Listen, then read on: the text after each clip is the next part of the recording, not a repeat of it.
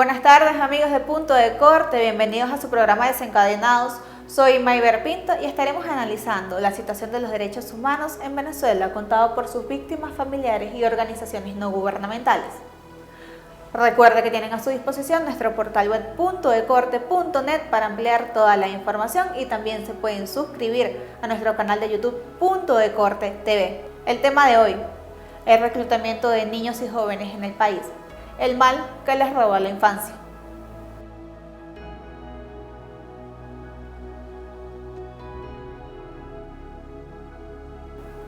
La UNICEF estima que 160 millones de niños entre 5 y 17 años ya trabajan. Casi la mitad de ellos ejercen alguna de las peores formas de trabajo infantil. Trata, trabajo forzoso, esclavitud e incluso muchos son reclutados por los conflictos armados. Una situación que se ha incrementado en medio de la pandemia. Veamos. El informe conjunto de la Organización Internacional del Trabajo y UNICEF estima que para el cierre de este año, al menos 9 millones de infantes podrían verse obligados a trabajar producto de la pandemia, cifra que se incrementaría a 46 millones en caso que los niños y adolescentes no dispongan de cobertura de protección social esencial. En el documento, ambas organizaciones precisaron que de los más de 160 millones de infantes que trabajan actualmente, 70% se dedican a labores agrícolas, 20% al sector servicios y 10% se encuentran en el sector industrial.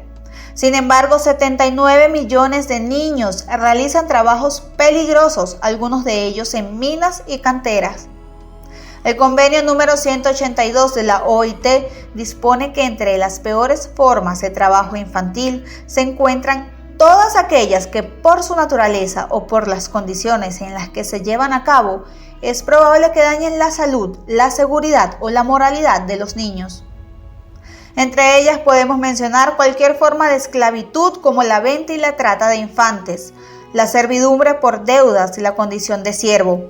Además, el trabajo forzoso u obligatorio, que incluye también el reclutamiento de niños para utilizarlos en conflictos armados, prostitución, producción pornográfica o actuaciones pornográficas, o cualquier otra actividad ilícita como el narcotráfico o la mendicidad infantil organizada.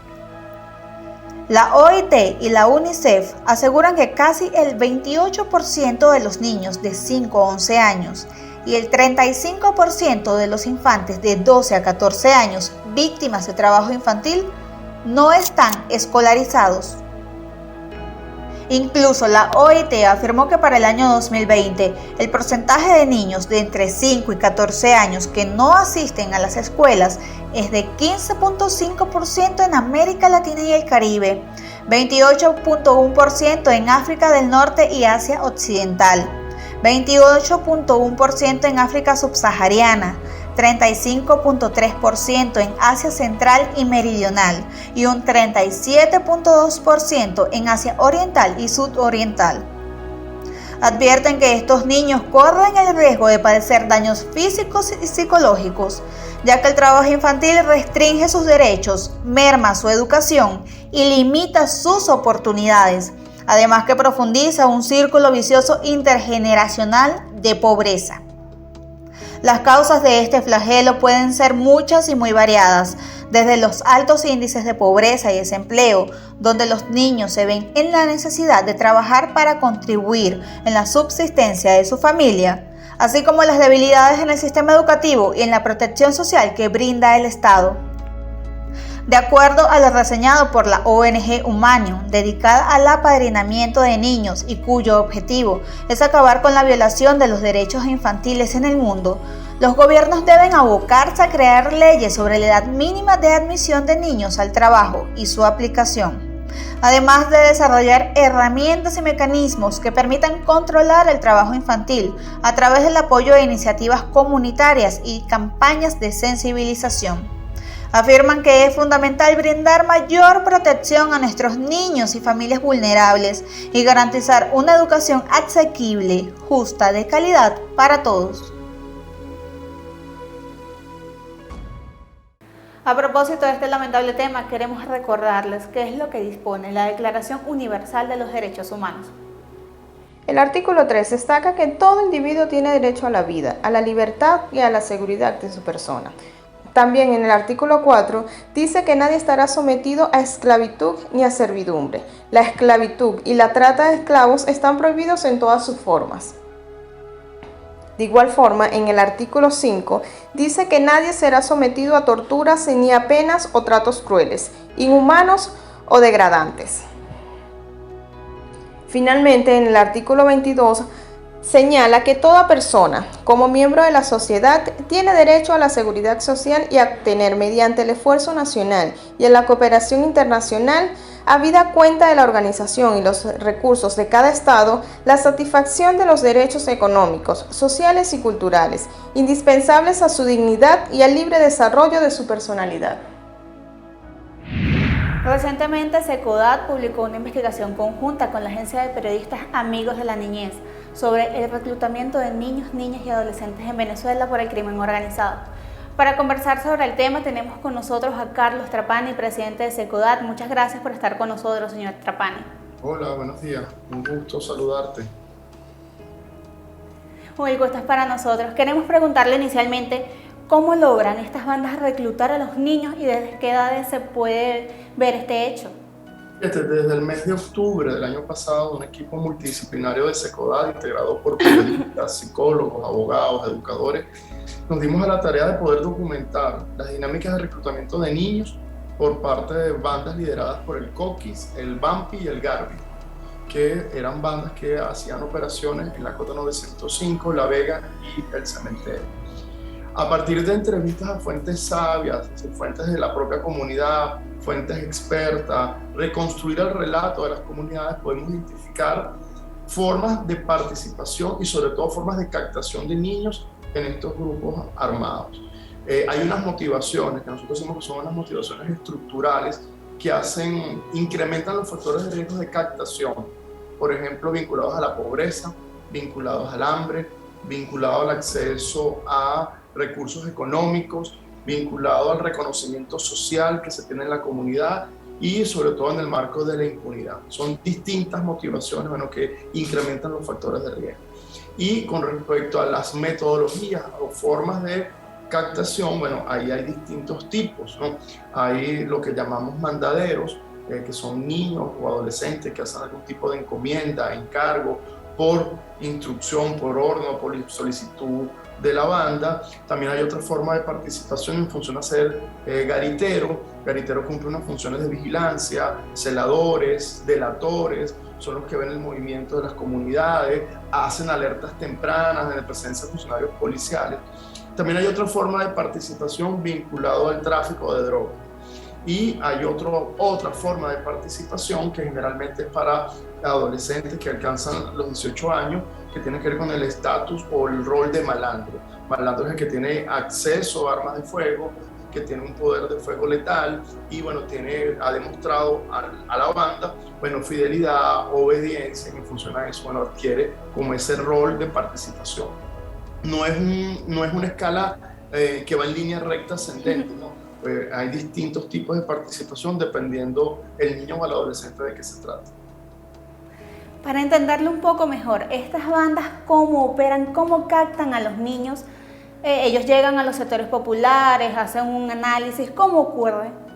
Fíjate, ahí hubo experiencias también que se documentaron que funcionan los cambistas. En el momento de la escasez muy marcada en Venezuela, había un proceso de intercambio de productos de la caja CLAP. Y uno de los cambios eran los frijoles chinos.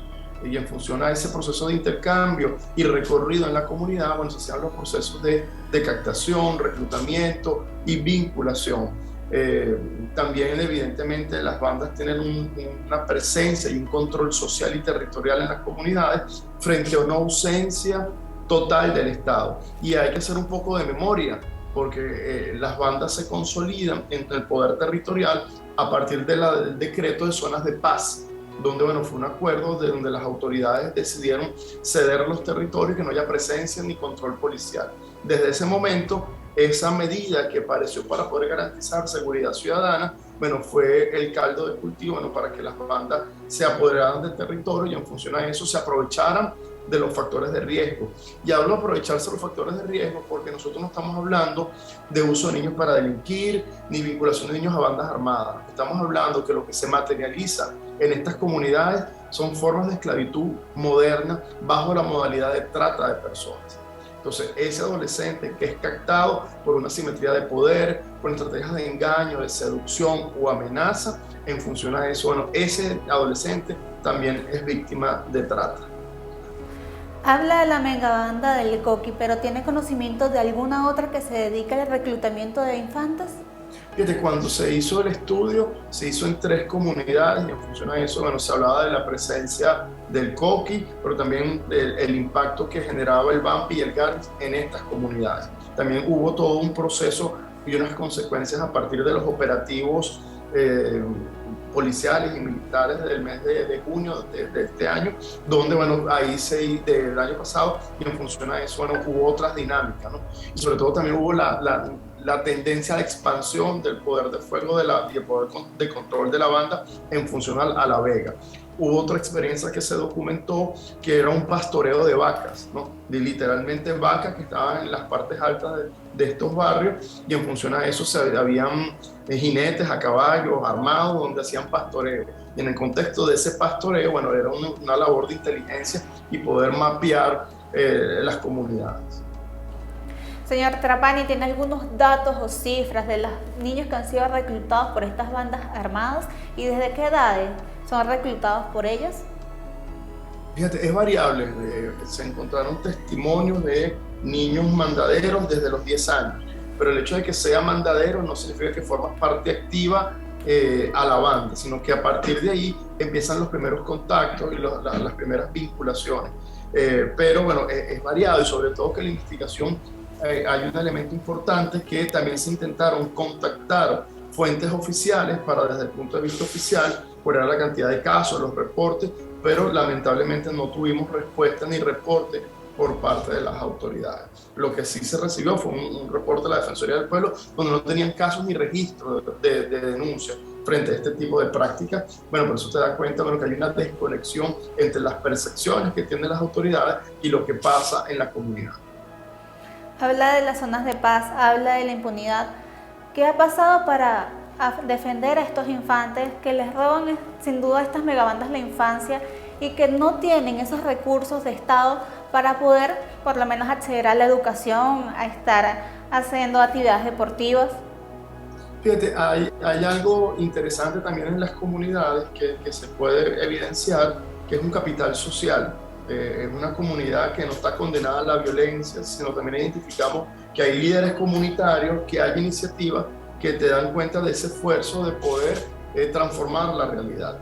Un adolescente vinculado a la violencia no está condenado a ello, pero sí requiere el apoyo del Estado, el apoyo de la familia a través de programas, servicios, acceso a la educación, y es lo que hemos insistido en SECODAT, de políticas sociales básicas, y en función a eso poder disminuir los factores de riesgo para que ese adolescente sea captado y sea reclutado. Específicamente, ¿cómo disminuir esos factores de riesgo? ¿Qué actividades específicas se deben tomar desde la familia, desde la sociedad y también por parte de las autoridades? Mira, hablamos de unos factores estructurales y eso lo hago mucho énfasis porque el hecho de que las bandas estén desarticuladas no significa que el fenómeno haya desaparecido y que los factores de riesgo se hayan extinguido. Por el contrario, el contexto de pandemia, el contexto de emergencia que existe en Venezuela exacerba los factores de riesgo. El problema del hambre, el problema de acceso a servicios públicos, el impacto de la pandemia en la dinámica escolar, la violencia que se ve en el seno de la familia, todos esos son factores de riesgo que gravitan en la vida de los niños y los adolescentes y evidentemente eso hace mucho más llana la captación por parte de estos grupos criminales. ¿Qué hacer? Políticas sociales básicas. Políticas que sean coherentes, integrales, con un enfoque de derecho, el fortalecimiento institucional, un sistema de protección con capacidad de prevención, con capacidad de atención, y eso implica el fortalecimiento técnico, financiero, operativo del sistema para una adecuada atención. Cómo damos soporte, contención y acompañamiento a la familia. y cómo esas familias pueden tener acceso a programas y servicios que permitan cubrir sus necesidades básicas, pero también sus necesidades de protección, y cómo abrimos espacios de participación plural en la comunidad, donde las personas se sientan parte y sobre todo las personas puedan vivir con dignidad, y que esos sueños, esas aspiraciones que son legítimas, no sean una utopía o no sean una falsa promesa que pueda dar una banda armada. ¿Tiene algún mensaje final? Fíjate, el mensaje clave que quiero que quede grabado en nuestras mentes, en nuestros corazones, que lo que se ha materializado en estas comunidades son formas de esclavitud moderna, formas de esclavitud contemporáneas en función a la trata de personas. En ese sentido, un adolescente vinculado a estas actividades que comete un delito, evidentemente tiene que ser sometido al sistema penal de responsabilidad con las garantías del caso, pero entender que hay unas causas estructurales. Por eso en la investigación hablamos de un reclutamiento forzado y un reclutamiento forzoso. El forzado es producto de la violencia o la amenaza o la intimidación que hacen estas bandas a los niños o adolescentes. Pero cuando es forzado es producto de las circunstancias que vive el niño que lo obligan a involucrarse a estas bandas como una opción de supervivencia. Entonces, sea reclutamiento forzado, sea reclutamiento forzoso, es reclutamiento, y al ser reclutamiento es una forma de esclavitud moderna. Es una realidad que se puede revertir, pero para poderse revertir tiene que haber un reconocimiento del problema y una acción decidida del Estado con el apoyo de la sociedad civil para darle frente y resolver los problemas de estas comunidades. Muchas gracias. Estábamos conversando con Carlos Trapani, presidente de Secodat, en lo que es el reclutamiento forzoso de niños, niñas y adolescentes, o lo que ellos han denominado la esclavitud moderna. Y así culminamos el programa por el día de hoy, agradeciéndoles que nos hayan acompañado e invitándolos a que nos sigan en una próxima oportunidad. Esto es Desencadenados y soy Mayber Pinto.